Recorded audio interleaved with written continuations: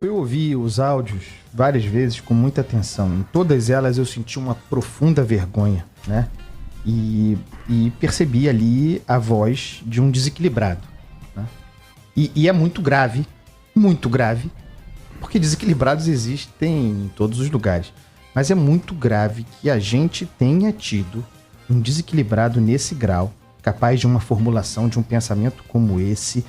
À frente do Ministério Público Federal, esse senhor foi procurador-geral da República. Um ponto importante, né?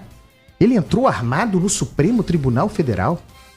Isso é normal? É aceitável? Não há um controle? Não tem raio-x? Qualquer um pode entrar armado no Supremo Tribunal Federal, ou a condição de procurador-geral da República ou de ministro do Supremo faz com que não seja exigência ser revistado. Porque ele diz, entrou armado no Supremo Tribunal Federal. Há uma gravidade imensa nisso aí. Outro ponto, o Rodolfo mencionou. Isso, para mim, claramente, é uma estratégia doentia para a divulgação de livro. Isso aí é uma formulação estratégica para a divulgação de livro. Eu não me surpreenderia se o sujeito tivesse inventado essa história. Eu não acredito que ele tenha entrado armado no Supremo Tribunal Federal com o ímpeto de dar um tiro na cara de um ministro do Supremo e a mão de Deus fez com que ele não disparasse o gatilho. Não é o perfil. De todo modo, Rodolfo Schneider, Thaís Dias, verdadeiro ou não, temos aí exposta a mente, a cabeça aberta, insisto, de quem comandou o Ministério Público Federal, alguém que é capaz de formular. Se, de fato, entrando armado no Supremo com essa intenção ou inventando uma história para divulgar o livro, temos aí uma cabeça, um procurador da República que dirigiu o Ministério Público Federal. Quem faz isso, quem diz isso é capaz de tudo, né? E fica muito mais perigoso considerando essa condição. Ele detinha o poder de acusar o Ministério Público, titular da ação penal. Isso é um poder muito grande. Nas mãos de alguém assim, com capacidade de manipulação, se mal usado, é uma arma.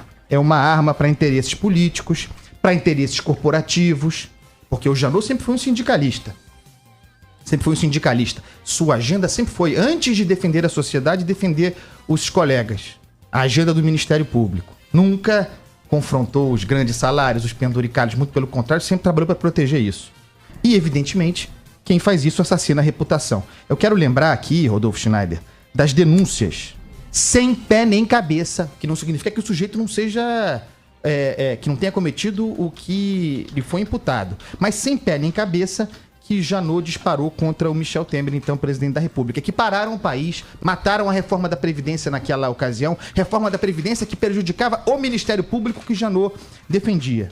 Aquelas denúncias do Janot foram baseadas na delação criminosa dos irmãos Batista, suspensas até hoje não se enfrentou aquilo para valer. Quero lembrar também daquela foto do Rodrigo Janot, nesse imbróglio, bebendo cerveja escondido num boteco com quem? Advogado dos irmãos Batista. E outra coisa, por onde anda Marcelo Miller, que era o seu braço direito na Procuradoria-Geral da República, que foi dublê de procurador e advogado dos Batista, como todo mundo sabe. Aquilo nunca foi adiante, o sujeito não foi punido, nunca abriu a boca, nunca contou, nunca se soube a extensão do conhecimento da chefia sobre o que acontecia ali. Por fim, ele diz também nessa entrevista que Michel Temer e Aécio Neves ofereceram cargos para que ele encerrasse as investigações. Por que não denunciou, Janot? Por que não tornou isso público naquela ocasião? Então, nesta entrevista, além de tudo, o senhor Janot confessa que prevaricou. É gravíssimo.